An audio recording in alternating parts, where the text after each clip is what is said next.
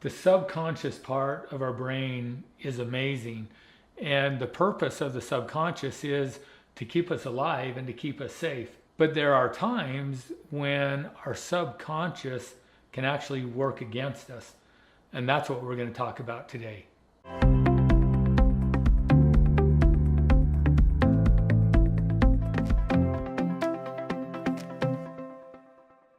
So on a simple level, or on a basic level, there's two parts of our brain. There's the conscious, and then there's the subconscious. And the subconscious is there to keep us safe, to keep us alive. And so it's the subconscious part of our brain that makes sure that things like our heart and our lungs and all of our organs are functioning. It's the thing that drives most of what we do on a daily basis. And we spend about 90%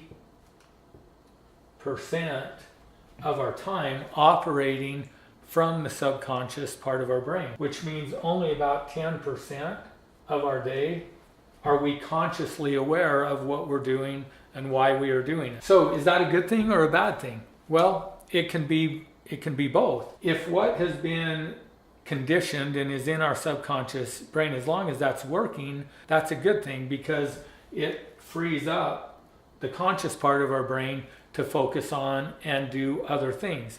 So it's kind of nice that we don't have to think about everything that we do on a daily basis. You know, we don't have to think about how to walk. We don't have to think about how to get out of bed in the morning.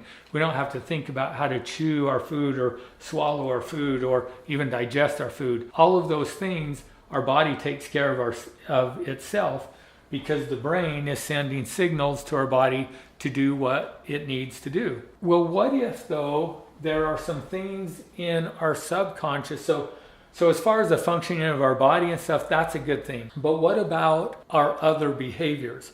So think about some times in your life where your subconscious is the one driving your behavior. So another term for that would be you're on autopilot. And have you ever done anything when you were on autopilot because you weren't really paying attention? Sometimes when we're driving, that happens, where our mind is somewhere else and we're just going along the road, and subconsciously we know how to take care of everything, but we're not paying attention to where we're going, and we miss the turn or we miss the exit. There are other times when, again, maybe you're doing something in the home, and again, you're not really paying attention. Maybe you're cooking and doing something and your mind is somewhere else, and you forget to do something, or you put something in whatever it is that you're making that doesn't go there. So there are times with our behaviors that when we're on autopilot, it's not a good thing. So let's talk about how we get information into the subconscious part of our brain that drives our behaviors. And in order to do that, we have to go back to looking at how we learn things, because everything that we do as human beings is learned behavior. We have very few things that are instinctual to us. So most everything is learned.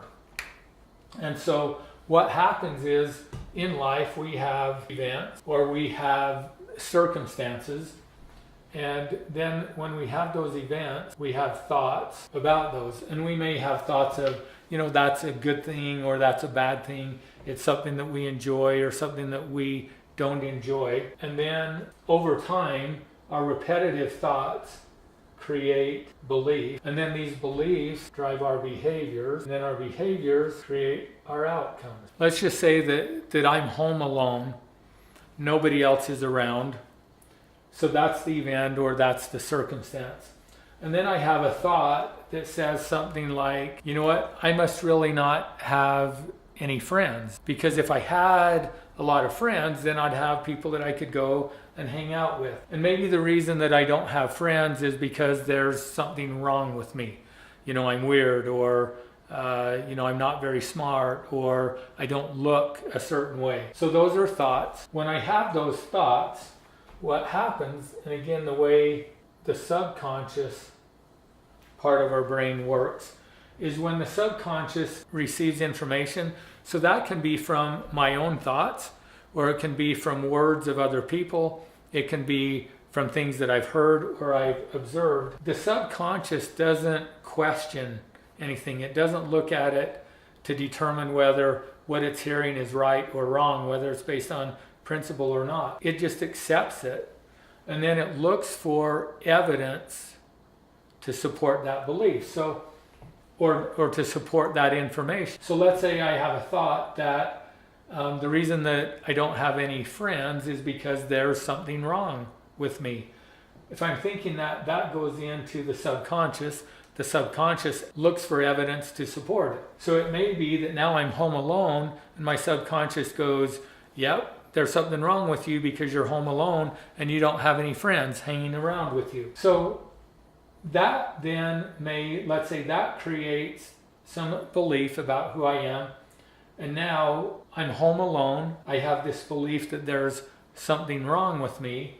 And so I have a feeling, an emotion of, let's say, sadness or hurt or anxiety, any of those kind of negative emotions. And so then this is the state that I am in, the emotional state.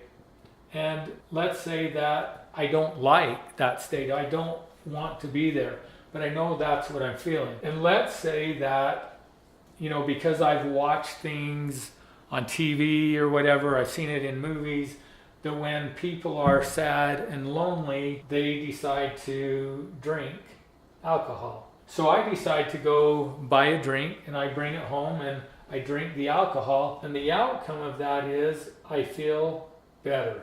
So what happens is the subconscious pays attention to all of this. It notices my thoughts and beliefs. It just accepts that those are true.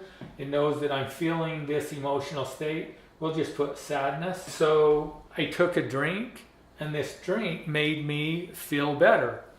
Now again, our subconscious is about keeping us safe, helping us feel better, keeping us alive. So the subconscious would go, oh, so drinking alcohol is a good thing because it made me feel better. So let's say the next time that I'm in this situation, again, I'm feeling sad because I'm alone. So I drink alcohol and the result is I feel better. So if this happens enough times, then what happens is I become conditioned and I don't even have to consciously think about this.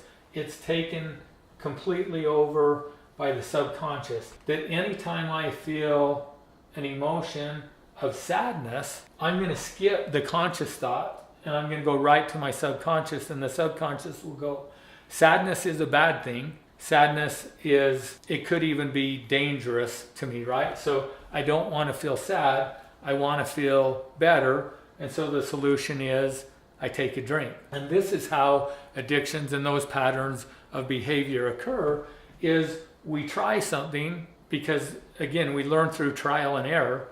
But if we try it and we do it and it works, it gives us the outcome that we want, then we'll do it again.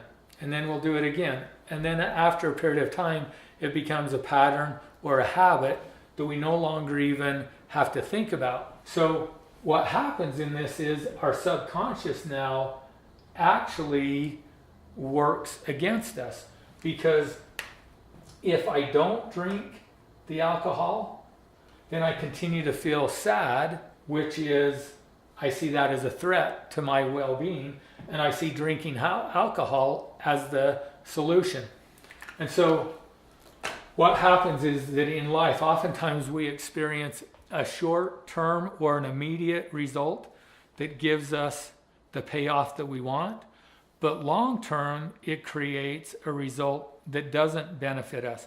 But because we're on autopilot 90% of the time, we may not be paying attention, and so we don't make that connection between cause and effect. So now maybe we begin to experience some problems from my use of alcohol, but my subconscious doesn't see that, because no, the subconscious says alcohol benefits me, and I may make other connections. So because of the negative consequences that I'm experiencing in my life, I don't see it as part of the use of alcohol. I see it as part of something else. And as a result, it can take a while for us to figure out some of our non-working beliefs and behaviors. because again, in the short term, it seems like it's benefiting us because it gives us what we want. It helps us feel better. And then the opposite of this is true, that oftentimes when we make self-interest choices, there's an immediate result or consequence that seems to be negative. And an example of that would be honesty. So sometimes if I've made a decision or a choice, or I've done something that maybe I shouldn't have done, or I didn't realize that it was the wrong thing, but when I'm honest about it, that there's a consequence that comes from that, that in the moment it seems to be negative.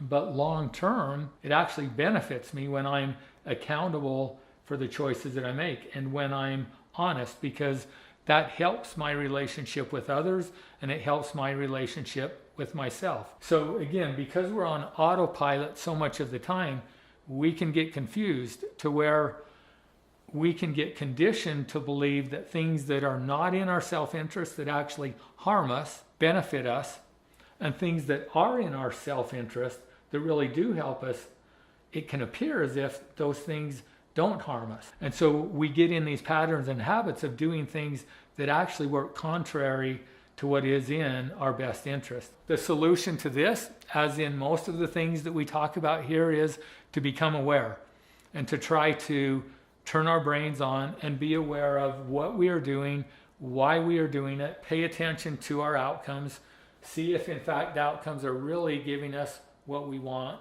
or not, look at cause and effect, and then make sure that our thoughts and beliefs are based on truth, that they're based on principle. And if we find that we have some false beliefs, then again, through working on being more aware, we work on catching ourselves when we're doing those behaviors, or before we begin to do those behaviors, replace them with the new healthy thoughts and new behaviors, which will ultimately change who we are and change our outcomes.